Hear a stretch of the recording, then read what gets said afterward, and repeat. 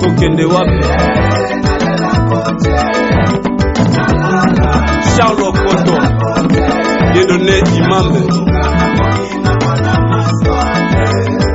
Alino Bobo Naela Gauthier Claudine.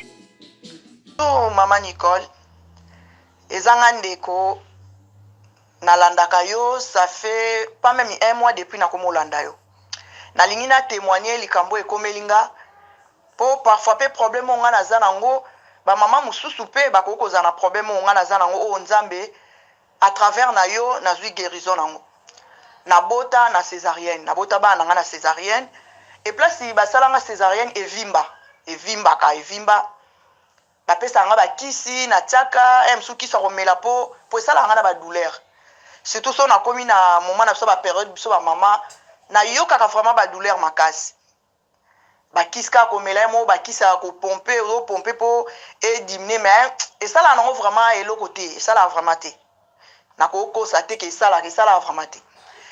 nakomola na Maman Nicole kandi na ndolande ninga lobai ke ba mama soki bozwi ma ya maki bosangisi na sucre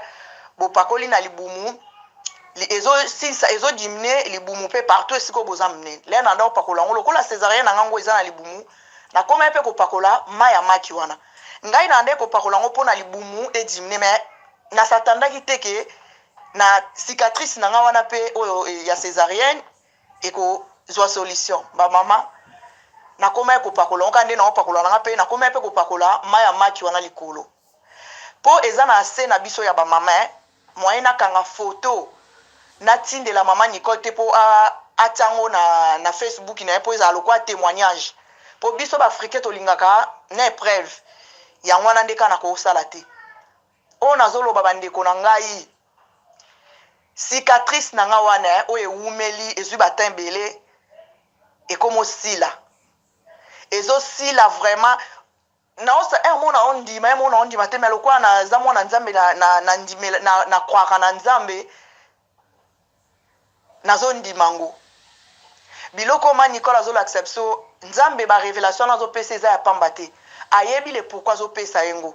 muto akozana na kondima muto pe akozana na confiance ya nzambe wana ekosalela ye o ekomelinga na bandi kolanda Maman Nicole pas même un mois mais nzamba salelinga kana makamba maki na ye wana nazwi ba solution na ba problème na ngai o e dérangeaka ngai surtout ya césarienne na nga wana tâche wana ba pota na ngane evimba keska basalanga césarienne mais depuis na koma ko pakola mai wana ya maki pas même un mois naza ko insister mutu mususu akozwa guérison na 6 mois na 3 mois na 4 mois na 2 mois na une semaine pe yangai depuis na ndiko saela ngo non na koksi 1 mois te depuis na yebi Maman Nicole yango na tindi voice so pa Maman Nicole a partager yango témoignage oyo eko aider pe ba mama mususu o bazana même problème o nga nazana yango nzamba lola amona bino Maman Nicole nzambe pe abomba yo na libota no a aider pe ba mama mususu oyo bazalaki na problème o nga nazalaki nango tina zo loba bwe na otika message o Maman Nicole na émotion nazo ndima pona yebi ke nzambo to sambelaka asalaka mais na émotion depuis na yebi yo Maman Nicole pas même un mois